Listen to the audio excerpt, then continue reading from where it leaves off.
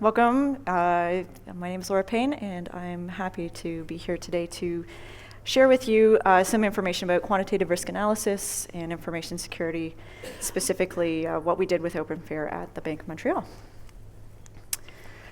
So you might wonder, why did we get into this? I've been through a number of different career changes at Bank of Montreal. I've been there over 10 years, and I started with ITIL processes and change management, which morphed into disaster recovery planning, audit response, and over time into information security. So I've gone through a number of different areas where some sort of risk analysis is a component of the process that we work on. One of our 5 key strategic objectives at the bank is to ensure that our risk management, our strength in risk management underpins everything we do for our customers. So the bank has a very strong interest in making sure that we do risk management correctly. You may be familiar with financial institutions to some extent and know that there are certainly parts of our organization that are experts in risk management. For example, insurance, credit risk, and market risk, which use extremely complex models and excel at risk management. Information security as part of operational risk is still stuck in the land of qualitative. And so this is really about how are we trying to break out of that and do something that's a little bit more scientific. So my goals today really are to spark a conversation in the information security community about how we can do this better. I'll share the methodology of OpenFair, so I will present a relatively textbook from the technical standard, and hopefully inspire some folks here to go away back to your own organization and try to do something there. So to set the stage, imagine you're Bob. Bob is the director of information security for his company, and he's got his board meeting. He's been asked to present his risk profile of information security. So Bob has spent the last 2 weeks running around gathering information from a number of different sources, because of course nothing comes together easily for risk reporting on information security. He's put together a beautiful summary with about 1 million words crammed onto a PowerPoint slide about everything from the threat landscape shift to the advanced persistent threat and a little bit of cyber, and it's great. He's really excited. He's sharing this with the board. Of course, he starts to notice that some eyes have maybe started to glaze over because, yeah, okay, this is interesting, but what's in it for them? Why does it matter? So Bob's next slide, he figures, is what's going to be the wake-up call. And it's the ever-popular risk management dashboard, in which Bob has clearly stated whether the unit is red, yellow, or green in a number of particular areas of information security risk.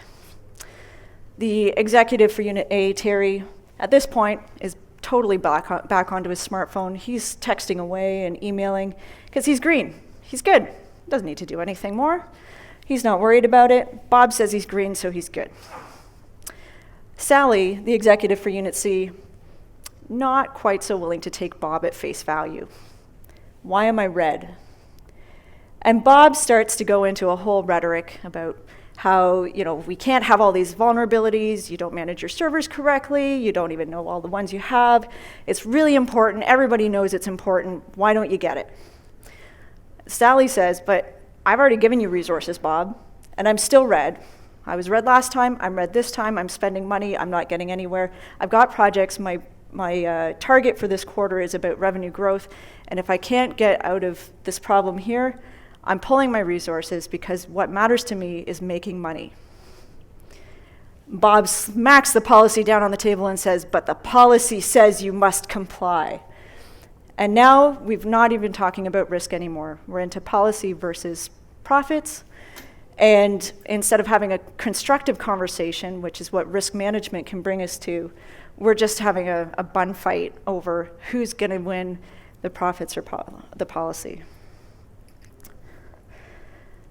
So there's some problems that we have in the industry with speaking with business. And the key problem really is that we just don't speak the same language. In business, they're really driven by, of course, the bottom line. How much value are you bringing to my table? In information security, we tend to talk a lot at the technical level. We talk about the problems that we see in a granular sense. We use a lot of detail. We don't really spend a lot of time coaching people through it. And what ends up happening is an awful lot of misunderstanding and not very much actual business risk decision making.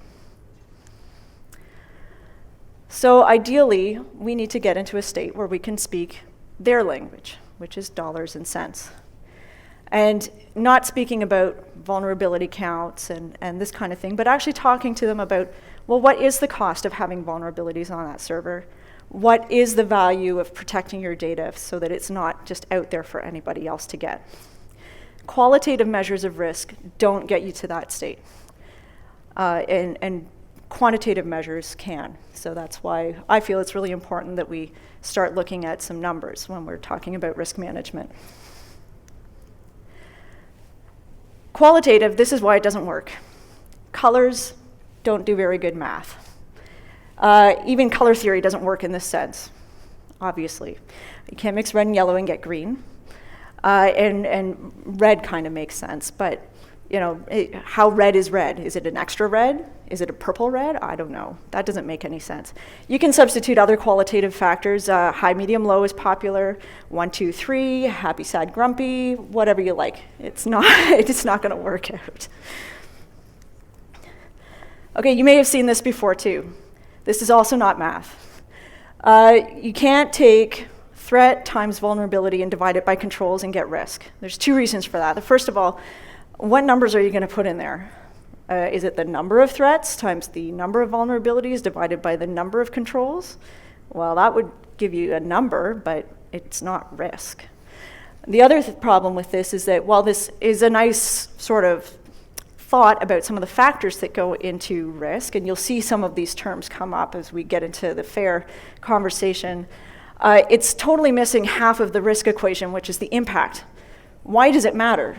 If you can't tell people the cost of having an issue, you don't actually have a risk. You just have, some guy walking in and doing something silly, but it doesn't actually cost you any money at the end of the day. So the formal definition of risk from Open FAIR, and this is broadly accepted, is you have a probable frequency and probable magnitude of future loss. If you don't have those 2 components, you don't have risk. And a really simple expression for this in math is to take that magnitude of loss expressed as dollars per loss, and the frequency of future loss expressed as losses per time period, oftentimes years, and that comes out with a number of dollars per year. It is overly simplified because as soon as you start combining things like this, what you lose sight of is it a big loss once in a blue moon? Is it a little loss really often? So we often would still want to express the risk in terms of both factors. But what is nice is that if you do put them together, then you can start aggregating risks and showing people how a number of different risks in their area of interest have accumulated over time. So when you have a lot of little risks, you can definitively say at what point they start to make the same impact or have the same potential impact as some of your larger risks. You can compare apples and apples. To make it a more personal example as to why risk is hard to calculate, because impact and likelihood, well, those are easy words to throw out there. Imagine you drive a car. Well, that's not hard to imagine. I think most people in this room probably have a car. And one day you get a recall notice. It happens to say something like, the ignition switch will turn off in the middle of driving. It's probably a bad thing. You might want to get that fixed. But the problem is, you have all sorts of other stuff going on in your life. You're busy. You got work and play. You got to take the kids to soccer. You got to, meet up with your friends for coffee, groceries, whatever. You're a busy person. It's inconvenient to go out and take care of this problem. Who's heard of security being referred to as inconvenient before? That never happens. So if we were to look at this problem and say, okay, how important is this for me to take care of it? So if we say, okay, well, let's figure out what the possible magnitude of loss is, okay? What do I think is likely to happen to me? Well, you could be late picking up your kids because the car turned off while you were sitting in a stop sign.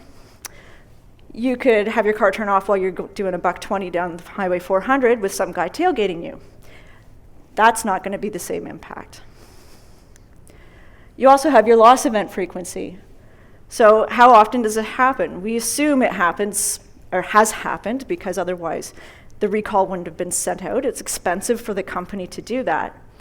Are they talking about, well, it happens once in every Google kilometers of driving? Does it happen once in every 10 trips? Somewhere in between. As a consumer, you don't have access to that information. So you're left with pretty much, how do you feel about risk? And that's going to drive your perception. Risk-tolerant people are going to assume the risk is somewhere in the low quadrant. That the loss, well, it probably won't be that bad if it happens to me, and it's not going to happen anyway, or it's unlikely to happen. So, you know what, I'll put that off. I'll wait, 3-4 months, a year, whatever. Maybe I'll just sell the car. Who knows? Risk-averse people, on the other hand, go, oh no, my car is going to kill or die on the road. I could kill people. I got to get it in there right away. They're on the phone with their dealership. They're bugging them every day until that part is available. They're in there right off. They've inconvenienced themselves. They've inconvenienced other people. They want to get it done right away. The fact is the actual risk is somewhere in the middle, and it's not really easily known. So, and then we have risk-ignorant people who just don't believe risk actually exists. So in order to make it easier to understand impact and likelihood, you have to break it down into manageable bite-sized chunks, and that's where OpenFair comes in. So OpenFair, the term comes from the Open Group's factor analysis of information risk. You may recognize Open Group as the creators of TOGAF, which is a technology architecture framework. And they've produced 4 publications on risk analysis related to information security. The technical standard, a risk taxonomy, a requirements for risk assessment methodologies, and also a cookbook, because we like cookbooks. So what I'm going to walk through today is really pulled primarily from the technical standard and the taxonomy. And I would encourage you, because I only have an hour, and at this point, 42 minutes, I think, or 47 minutes. I'm not going to be able to go into full detail, but I would really encourage you, if this inspires some interest, to go and read it in more detail, because you won't be able to absorb it from what I can say in an hour. And some background on how we've applied this at BMO, so that I'm going to interlace between the theory and the practice, because I think it makes the most sense to go that way. So information risk is one type of operational risk. So we have a kind of a reporting dotted line into that. Operational risk defines how we do risk analysis, and there's 3 main ways that it's done. We have scenarios, which looks at kind of a deep dive into imagined possible bad things that could happen to us, and looking at the impact primarily, and some of the likelihood, but it's generally assumed with the scenarios that we're doing things that are tail risks. Low likelihood, but enormous impact. We also do assessments on our assets, so different applications, infrastructure, suppliers, and that's another area where we would do risk analysis. And the third area, which is where my work focused, is on issue management. So we assess something, we find a particular issue or gap in the environment, and part of the determining as to how we're going to address that gap or issue is to do a risk analysis of what could happen if somebody exploited this weakness that we have. So because we're doing issue analysis, we do find a few from time to time. And anybody who tells you they don't have issues, of course, is either lying or ignorant. So there's no surprise there. So we have quite a few of them. So we need to be really careful about the amount of effort we expend, but also that we get good answers when we do this. So the idea of accuracy versus precision being that precision is great, accuracy is more important, and precision at cost is not worth it. So we're aiming for somewhere in the middle where we're reasonably accurate. We're not kind of all over the place with our answers, but we haven't wasted a lot of time and effort, going into a full-blown analysis of something that, could be a $10 problem. Some of the principles that we applied when building our risk model, and this is not the full, but I think these are the key principles that, for this audience. We wanted to make sure that it was applicable to any part of our business or supplier or external entity that we were working with. We wanted to make sure our answers were repeatable and defendable. So 2 concepts there. One is that if you had 2 independent analysts, advisors, security officers doing this or working on the same issue or gap, and that they had the same information brought to them, that they would come out with the same risk answer at the end. So that's the repeatable part. The defendable part is when we have folks come in and look at our work afterwards, for whatever reason, that you can follow the trail of thought. So, they've written out their scenario, and there's the answers that the analysis provided, and that's very clearly defendable then to say that, yes, appropriate due diligence was performed here. The third point is that we wanted our model to be well-researched and incorporate information that was sound. So that includes both external information and internal information from our organization. So back to open fair theory.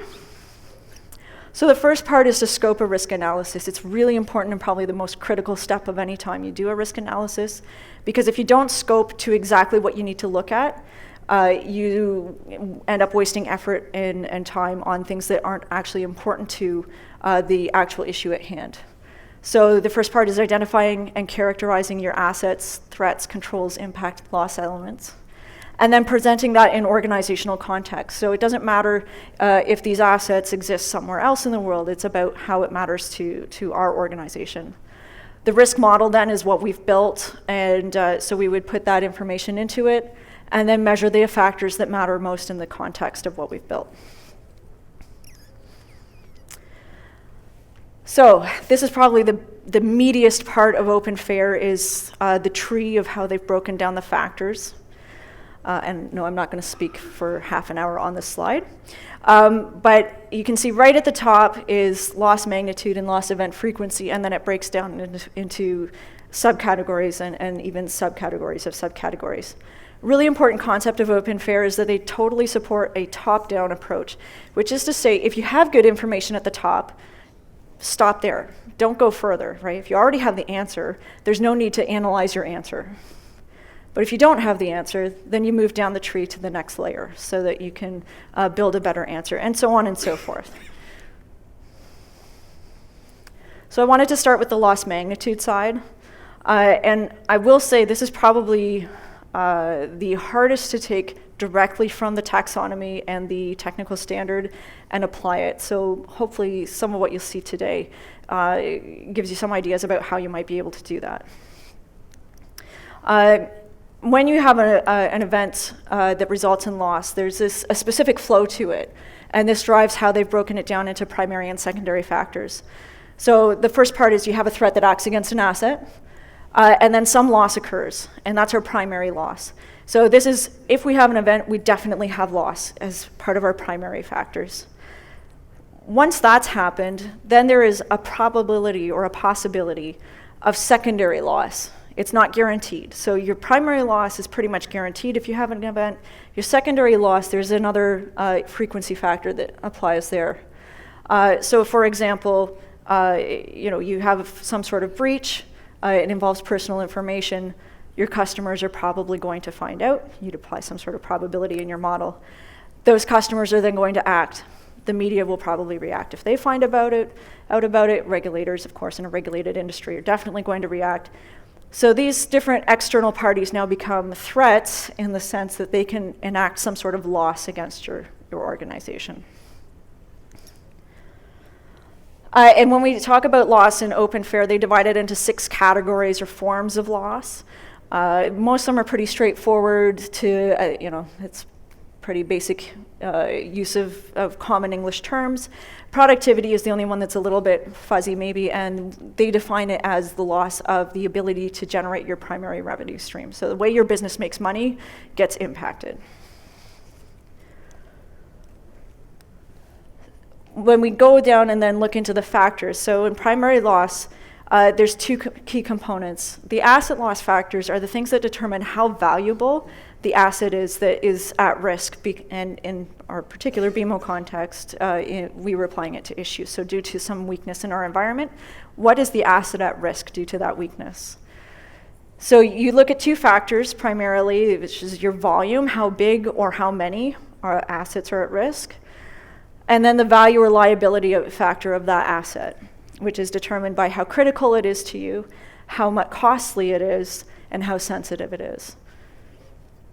On the threat side, the threat loss factors are really related to whoever is acting against you, how much damage can they inflict, which is determined by how competent they are, either to take, remove, destroy, whatever, which action it is that they choose to take. Different actions have different consequences to the organization, and whether they're internal or versus external.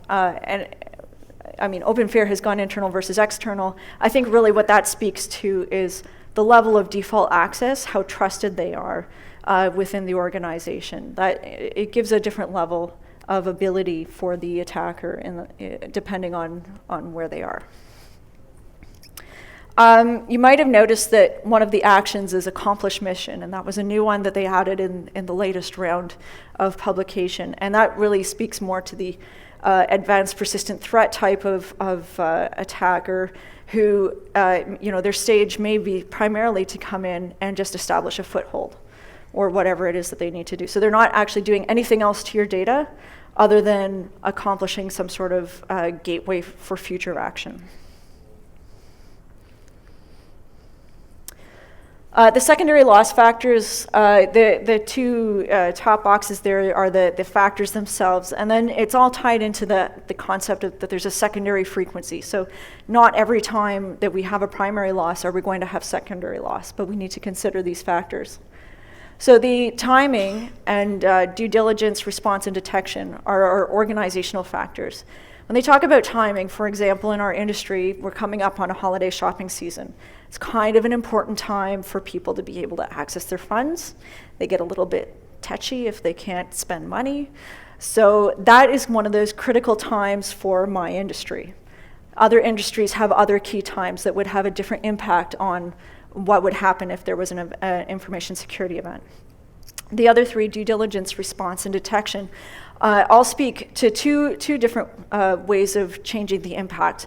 One is obviously the quicker you respond, which has to happen from detection, the less impact you will probably have. And the flip side of it is the better you respond, the better people will perceive you. The more slack your customers will cut you, maybe. The better the regulators will handle the event, or would perceive your organization to be prepared, to have prepared. And if there was a criminal liability involved, then that would affect the outcome of any trial or judgment. The external loss factors, the first one, detection, is probably the most critical to your probability, right? If it doesn't get detected by anybody outside your organization, they're not going to act against you. That isn't to say that we should hide everything, because we know in this community there are rules that say there are certain types of things we have to disclose depending on the industry we work in. But also, there's certain information that if we shared a little bit more, we would all be stronger against the bad guys. Other factors really are more about the type of threat, or not threat, the secondary actors, people who would be impacted or could impact you. So your legal and regulatory environment that you operate in, who your competitors are, what the media is going to perceive of you, and other stakeholders such as customers and suppliers. So you might have looked at that list and said, that is an awful lot of factors to consider, especially in issue management where we regularly find problems. So how do you put all of that together? You're going to ask people to measure each one of those factors, and the answer is no, because nobody would do it. So we reduced it to a set of yes or no questions, which is nice. People like yes or no. It's easy to gate. Then we defined a loss for each question if the answer was yes. There's sometimes a follow-on piece to the question. So for example, it might be a dollar value per record. So I need to know how many records are potentially impacted. We put that into a calculation. It comes out with an estimated impact. Neat and tidy, back of the napkin. Back to the idea of precision versus accuracy. Not the most precise method, but it should be reasonably accurate for the purposes of what we're doing. So these are slightly modified versions of our 8 questions. I've taken them up a slight level just because I can't give all the secret sauce away, but I think this gives everybody a pretty good idea of what we did. So just in this table, I've done on the left-hand side there the theme and the form of loss that we're really talking about. So you can see that we did manage to cover all the different possible types of loss. On the right-hand side is our loss factors. So from taking that breakdown of our chart, looking at so the impact or the asset factors are your volume and value and liability. Your threat factors are the competence, action, and internal versus external. And then the secondary factors of organization and external factors. The first one is probably the most easy to understand, just as an example to walk through. I'm not going to walk through each of the questions. But for example, would the threat be able to collect records containing customer information that could be used to conduct identity theft and fraud? And we mean, kind of above the line, it's not the phone book.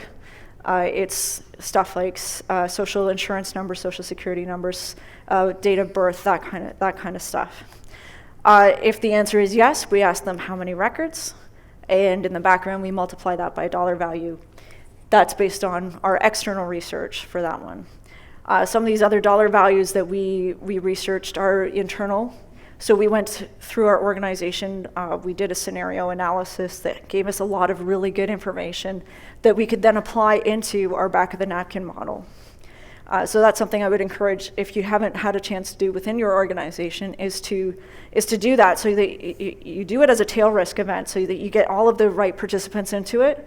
But then that information becomes really handy for when you need to evaluate your small stuff.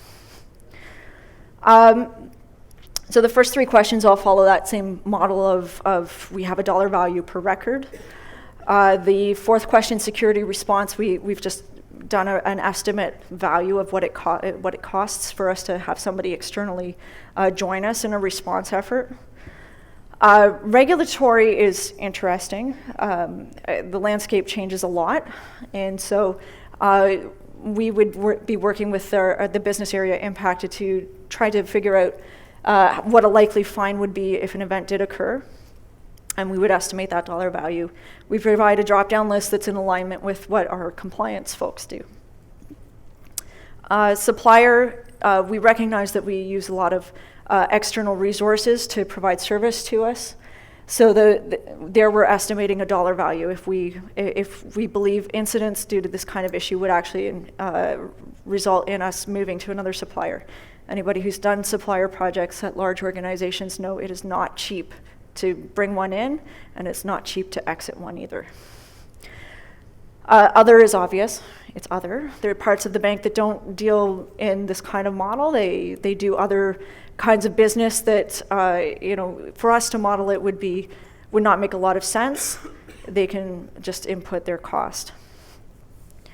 The last part is reputation management, and this is another one where we pulled from our scenario methodology. They use a multiplying factor rather than trying to attach some sort of specific dollar value to your reputation. So that's to say, for example, if the cost of an incident would be $200,000 as an example, and then you realize, or you say, okay, well, there would be some reputational impact, then it would be scaled up by a factor. So we use different factors for different levels of reputation risk. So the overall loss calculation is pretty straightforward. We do attach a baseline cost of 10 grand to every issue. That way you don't get zeros. Zeros make problems in risk calculations. We're going to add in any other costs that are there. So it is actually entirely valid that you could have an issue in your environment that has no additional costs to you. It's a very minor, very small issue, and that's fine. We chose to divide out by 1 million to keep it human readable. Okay, reading, a $3 million cost and adding starts to get unwieldy. Multiply it out by our factor from the last question on reputational risk, and that provides us with a score that represents millions of dollars. We've implemented this in software because that makes people somewhat happier. And literally yes, no questions. Question B, there you can see the answered yes, and it gives them a box to put in a value. Straightforward. Up at the top is where it shows, it would output the risk rating calculation, and we also translate this across into our operational risk scoring so that they're happy with this too. We can talk apples and apples when we talk to operational risk. Okay, so that was magnitude of loss. Loss event frequency is a bit of a different animal, and we implemented pretty much exactly the theory presented in Open Fair because it's a tricky space, and it seemed to make a lot of sense. So your two key areas are your threat event frequency, how often are bad things happening to you, or bad things trying to happen to you, and how vulnerable you are to those attacks. So threat event frequency is made up of two components, contact frequency and the probability of action. And I use the analogy of kids with a cookie jar. So you have the cookie jar out on the counter, kids in the kitchen 3 times a day and sees it. 1 in every 15 times that they see the cookie jar, they're going to try and sneak a cookie. So you multiply those two out and you see, okay, once every 5 days the kid's going to try and steal a cookie, roughly. That's very simplified.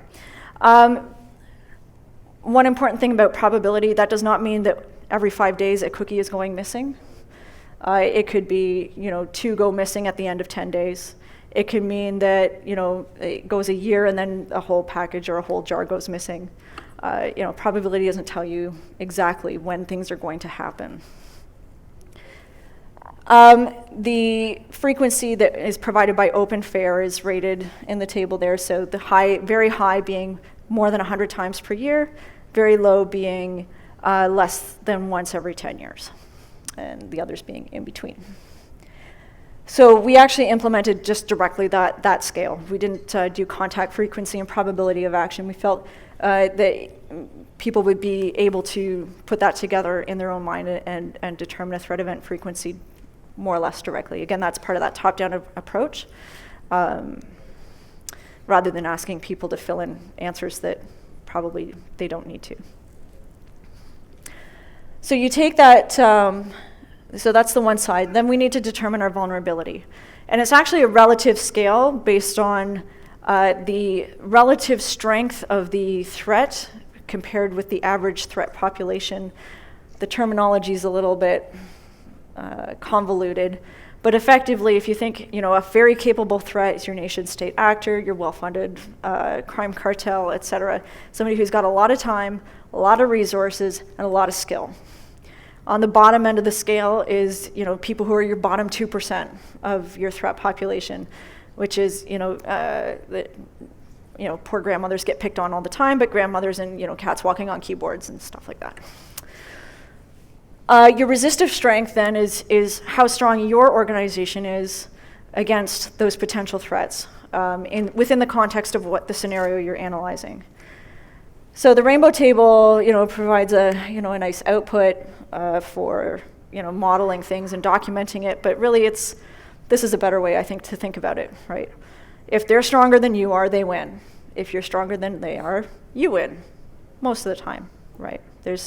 It's like the game of Risk. Just because you get 3 dice and the other guy gets 2 dice doesn't mean they don't take out your army. So we did one thing to it to do it or to implement this at BMO. You might have noticed that threat capability and threat event frequency, very low is good, very high is bad, right? The less events or the less likely events are, the less capable they are. That's a good thing for you. Resistive strength was the opposite, right? a low resistive strength is bad, and a high resistance strength is good. So we changed that to scale to exploitability, which is the reverse. How exploitable are you? And that way they kind of lined up. So that's same table, different explanation. It works great for information security. It doesn't work well if you wanted to apply this more generically, because there's nothing to stop you from taking OpenFair and applying that to other kinds of risk that are not specifically information security. Control or resistive strength can apply across the board. Exploitability is pretty specific to our particular industry. And so then you put those two things together, your threat event frequency on the left-hand side there, cross it up with your vulnerability, and you get some output. And you might be looking at that and saying, hey, wait a minute, those are qualitative values. And you're right. But we mapped them to numbers, and that made us happier. So these are the scores that we used for likelihood. There's a few factors that went into thinking about that, but that was really where we felt these things would line us up with. Something you might note that's or two things actually interesting to note. One is that basically once your vulnerability is moderate and up, it really all just comes down to how often you're being attacked. The other thing is that it's really important to remember you cannot have losses more often than you are being attacked. So you can never be more vulnerable than, if people are trying to attack you. If nobody is ever trying to attack you, you will never have a loss. Some people have a hard time getting that. So this is what it looks like in software. It's 3 questions on a 5-point scale. We did one other thing to try to make it a little bit easier. It's experimental, so we're learning as we go. But we have what's called risk registers that's in the... does this actually do a laser? It does not. Okay. So in the middle line there, you can see a risk register line, which is like a subcategory of risk. And what we did was we took a stab at assuming what kind of threats would be in play for different kinds of risks that we have and defining some default ratings. So for threat capability, exploitability, and threat event frequency, we've thrown out an approximate value, a guess. And that gives our analysts and assessors something that they could base off of if they've associated a risk register with the issue they're working on. And I say it's experimental for 2 reasons. One is they can add a risk register and still choose to do a manual rating, and then we can do a comparison between the default values and their rated values. They could also just override it at the top. Like I said, if you have good information at the top, OpenFair says, hey, just go with it. Don't keep going down the tree. So they can override it, and then we can do a comparison again between what would have been the value from the register and what the analyst actually thought it was. We just have to be careful because the other reason for overriding would be the default would be if there are mitigating controls. So the default might be this would be a really bad risk, but they've actually done a few things that they don't fix the issue. They don't make the issue go away, but they've layered on other security procedures or protocols that then reduce the amount of risk that we're exposed to, or the likelihood of an attack being successful.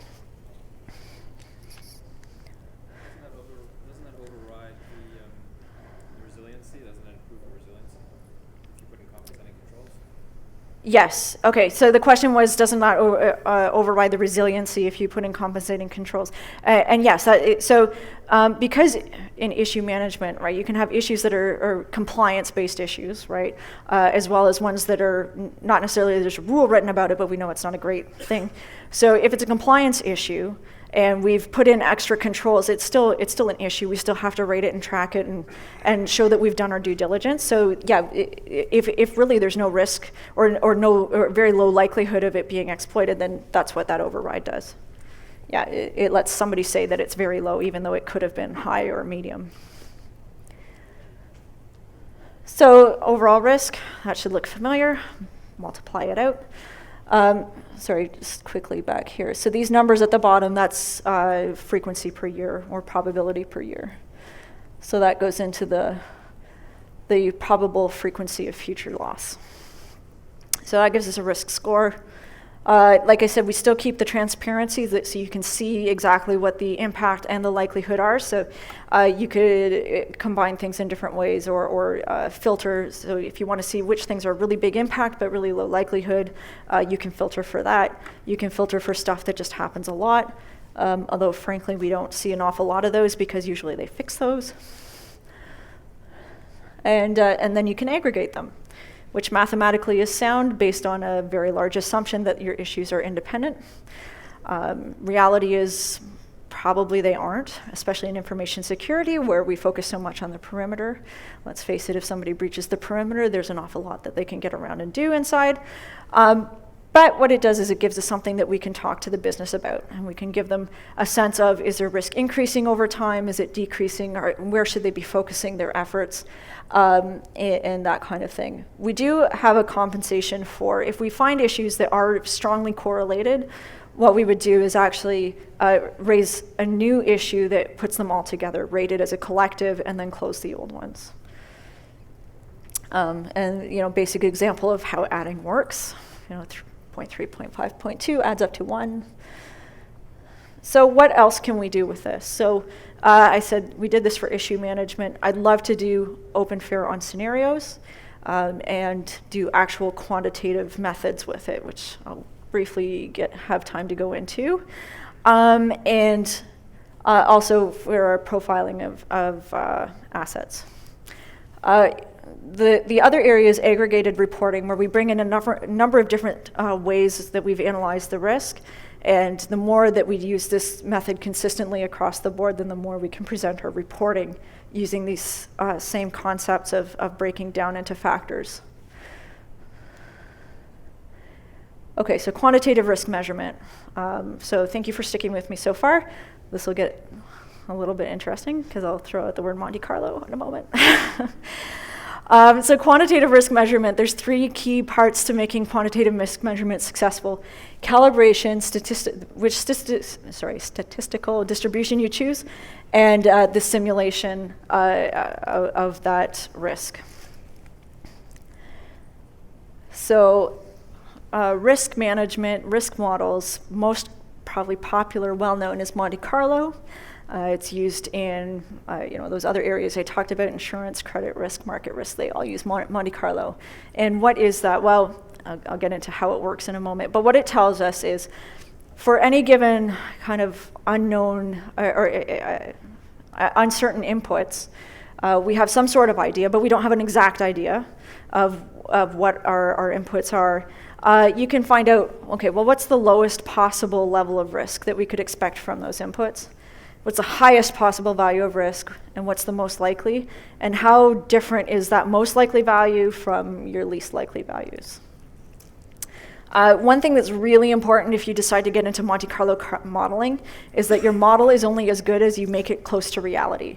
So if there are specific cases where, so factor A, for example, if it runs values from 1 to 10, and factor B values run from 1 to 3, but B can't be 3 if A is more than 5, you need to make sure that's in your model. Otherwise, A equals 10 and B equals 3, if those two exist, you'll get fake answers that then give you garbage information.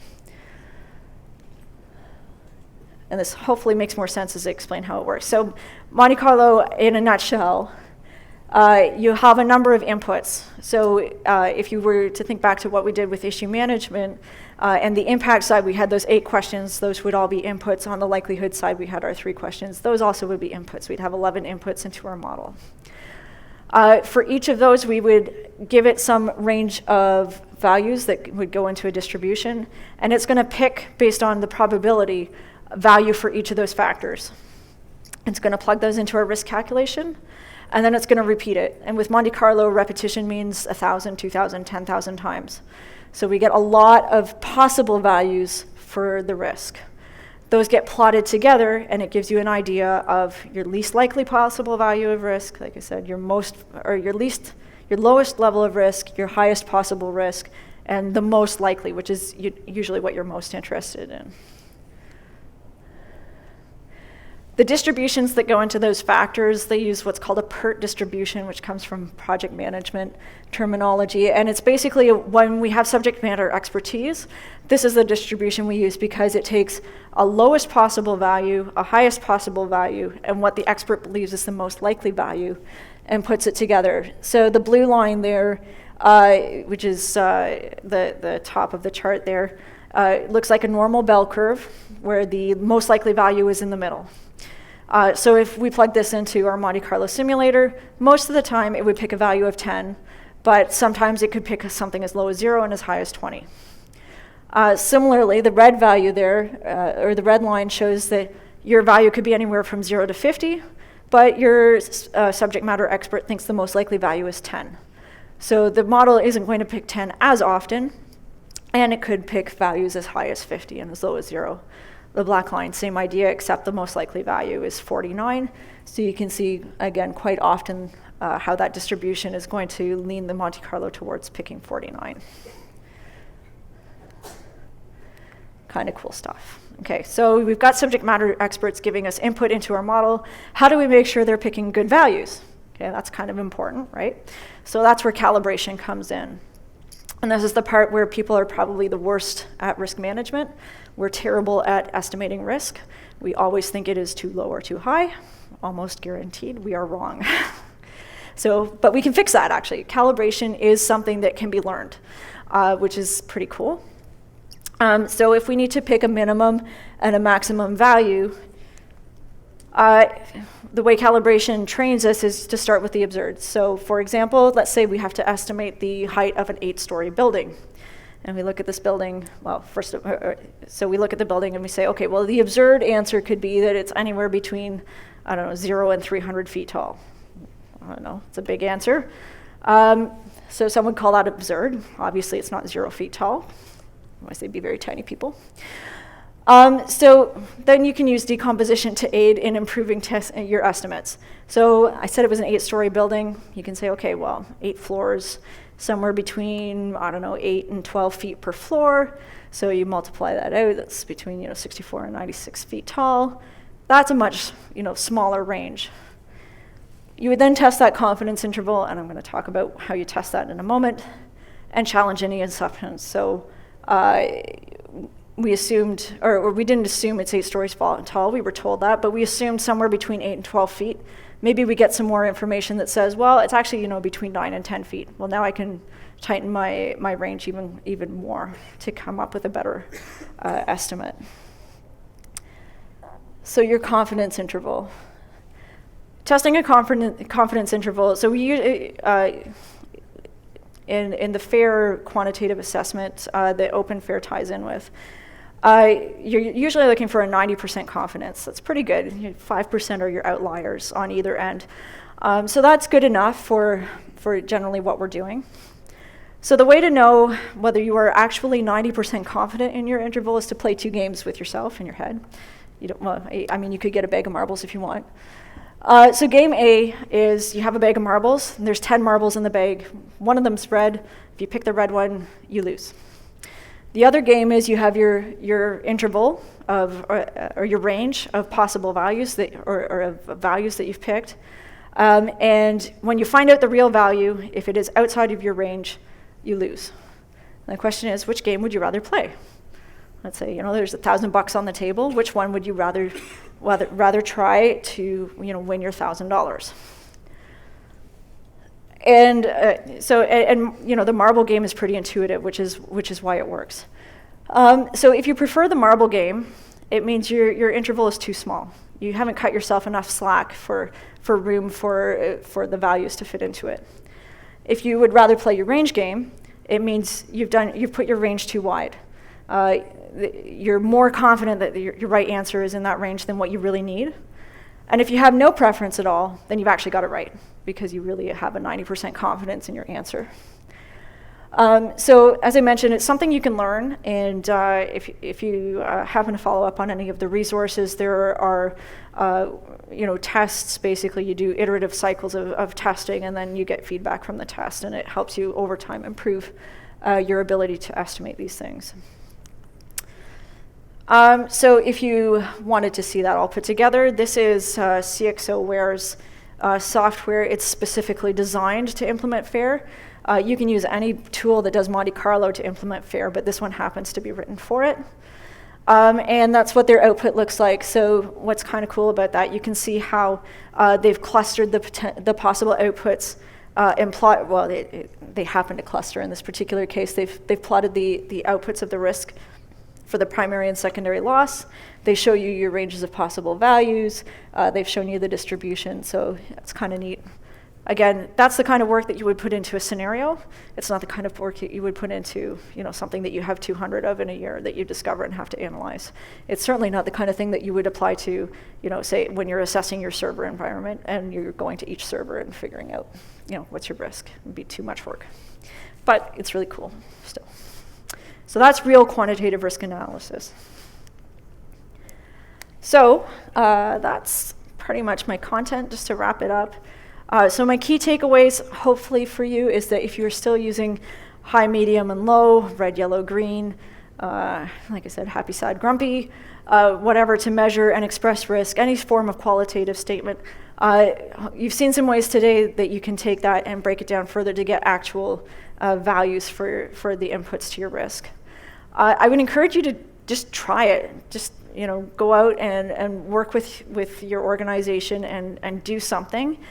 Be prepared that you will have to change your model. It's not a question of if, it is when. And not just because it's your first time doing it and we're not very good. Even experienced models or established models need to be changed and updated over time because the environment that it's being applied to changes over time. It's really important to size the effort of your solution to the value of the problem. So nobody wants to spend $1 million on a $10 problem. That's just reality. So keep your business sense on.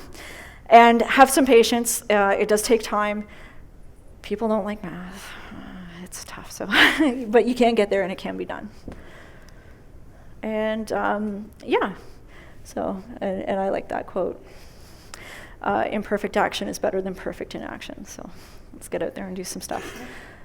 So that is my talk. I'm going to throw one other thing out there, and I'll flip to my resource slide while I'm doing that. So speaking personally, I'm one of 2 women presenting today and yesterday at this conference.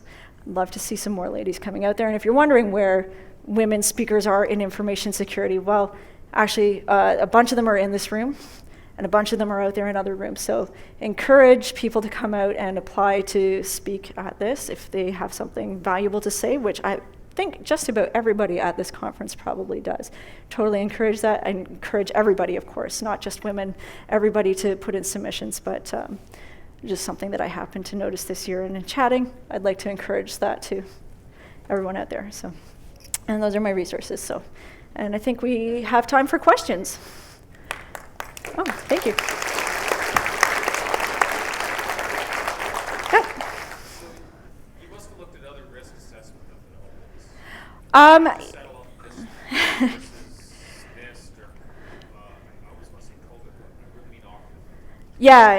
Yeah, so there are other risk assessment methodologies. A lot of them fall back on good old high, medium, low. So this was the first one that we found that really actually broke it down into factors. And I looked at other, there's a lot of other work out there at analyzing risk and information security, but a lot of it is based on the idea that you have a lot of time and energy to put into it. And again, because I was working on issues, I needed something that I could break down and condense into some really straightforward work that people could accomplish quickly. So that's why we chose OpenFair. Yeah. Yes. You started with the story of Bob in his presentation. Yes. It didn't go very well, but you didn't tell us what Bob did after he ended. Oh, you know what? What did he present to the board Afterwards. Yes, okay, so an excellent question. And so Bob, now that he's got OpenFair and he can analyze the risk in dollars and cents, now when he's talking to Sally, he's saying, you know what, okay, so we've got a suite of issues in your area. These are the 3 that are the most key. I believe they present the most risk in dollars, and that's where we want to focus. If you want to accept these other risks, we can go along with that. So Bob and Sally are now having a constructive conversation about where Sally's money would best be spent, how quickly they should be responding to it, whether other players in their area need to be involved. So I hope you like Bob's new story. Yes? I understand how you define loss value, I can understand that, but how do you assign the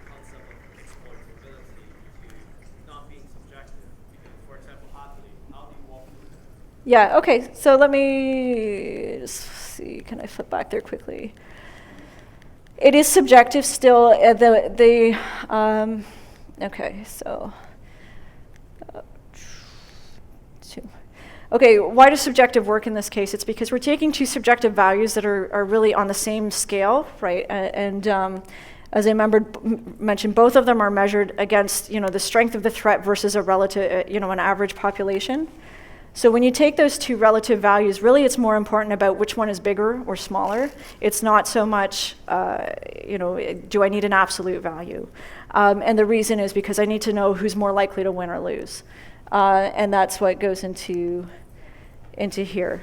Now, and I think in CXOware's software, they actually get more quantitative with it. So this is one of those places where the open fair technical standard, still stays, somewhat qualitative in this area, but it could be taken into a more quantitative sense if that was, something that you wanted to spend the time and energy on. Yep. Yeah. I understand now there's the same Monte Carlo model for credit risk, market risk, so everyone talks the same language per se. Mm-hmm. But given the fact that they kind of failed to predict the last financial crisis, I'm just thinking it's a worth all this effort to Yeah.